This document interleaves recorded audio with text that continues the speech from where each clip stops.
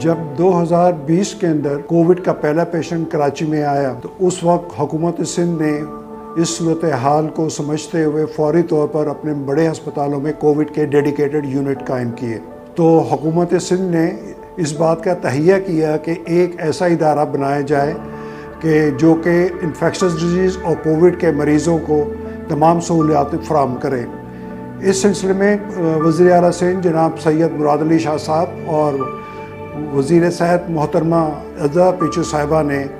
اس جگہ کا انتخاب کیا جہاں پر کہ آج سندھ انفیکشس ڈیزیز ہاسپٹل قائم ہے۔ پہلا مریض جولائی 1920 میں داخل ہوا اور اس کے بعد سے آج تک یہاں پر 5000 کووڈ کے مریضوں کا علاج ہو چکا ہے۔ جہاں جدید ترین سہولتیں ہمارے پاس موجود ہیں تو ان سہولتوں سے استفادہ کرنے کے لیے دوسرے صوبوں سے بھی مریض آتے ہیں، خصوصاً بلوچستان اور صوبہ پنجاب کے جنوبی علاقوں سے، کیونکہ ان لوگوں کو تمام تک یہ بات ان کے علم میں ہے کہ یہاں پر جو سہولتیں موجود ہیں پاکستان کے کسی دوسرے صوبے میں وہ سہولتیں موجود نہیں ہیں۔ اس ہسپتال میں اس وقت 3 آئی سی یو ہیں جس میں کہ ہر آئی سی یو میں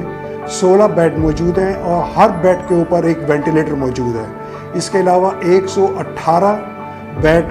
کی سہولیات جو ہے وہ ایچ ڈی یو میں دستیاب ہیں، اور اس سلسلے میں حکومت سندھ ہمیں مکمل طور پر تمام فائننسز، تمام پیسے جو ہے وہ پرووائڈ کر رہی ہے، اور کسی مریض سے کسی سلسلے میں کوئی چیز نہیں،